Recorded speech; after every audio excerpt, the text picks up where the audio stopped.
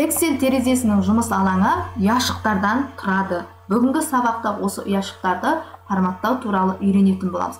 Ол үшін кез келген бір ұяшыққа мәліметті жазамыз.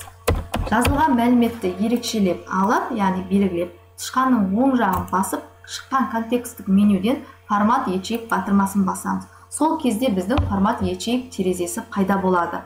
Бірінші бөлім бізде число, яғни біз әртүрлі форматтармен жұмыс жасаймыз. Числовой, сандық, денежный, ақшалай, яғни кез келген елдің валютасымен жұмыс жасауымызға болады. Россияның, Қазақстанның, Американың, неше түрлі Қырғызстанның валютасымен жұмыс жасай аламыз. Одан кейін финанстық, ақшалай, дата, уақыт, яғни күні, мерзімі, толықтай қысқартылған түрі және толықтай көрсетілген түрін таңдап окей батырмасын басып жұмыс жасай аламыз. Одан кейін уақыт, яғни сағаты, минуты және секунды көрсетіледі.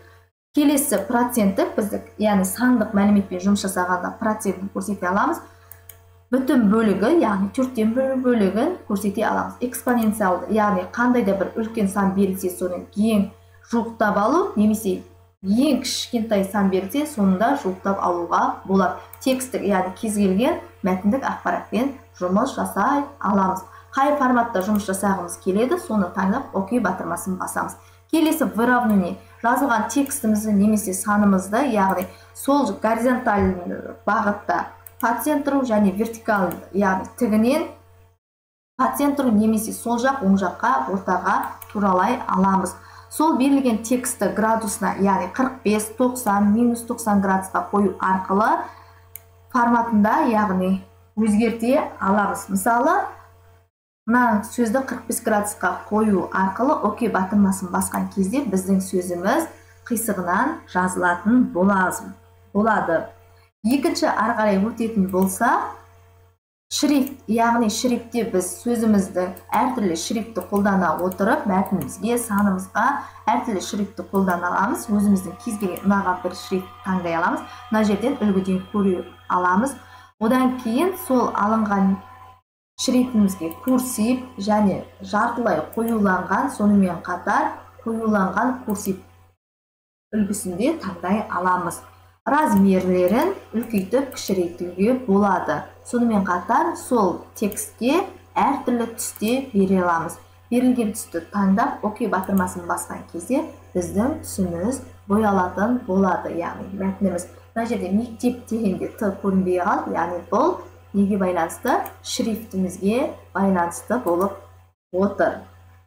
Ары қарай келесі форматқа өтетін болсақ, бұл бізде граница. Границаны белгілеген кезде, яғни біздің қандай да бір ұяшығымыз белгілеген болса, сол ұяшығымыздың шекарасына әртүрлі линияларды қоя аламыз. Өздеріңіз көріп отырғандай үзік сызық және нүкте, сызық, толық бір сызық, қалыңдатылған сызық және жіңішке сызық өзіміздің ұнаған бір вариантты таңдауымызға болады. Типін, яғни мен үзік сызық таңдап және түсін де бере аламыз. Мына жерде мен жасыл түсті бергім келіп отыр, және внешний, яғни сыртқы бөлігі. Окей батырмасын басқан кезде менің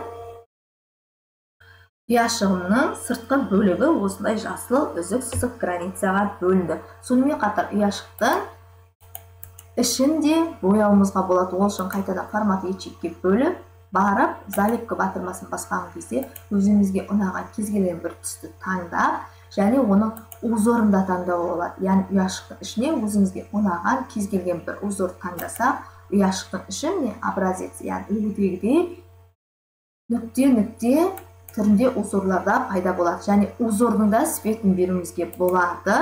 Осылай свет беріп, узорды таңдап, окей батырмасын басқан кезде үлкейтіп сіздерге көрсетейін.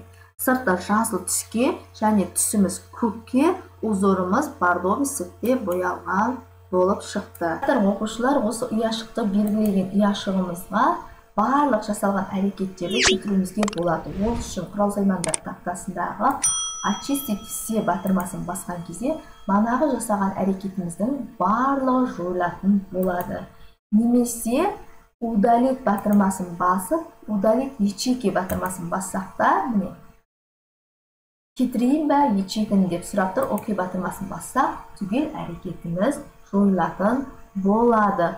Сонымен қатар көшіру, қиып алу және орнына қою батырмалары бар. Мысалы, осыны копировать, осы ұяшықты белгілеп, копировать батырмасын басып, кез келген жерге апарып, ставить батырмасын басса, ұяшықтағы мәліметіміз дәл сол күйінде көшетін болады.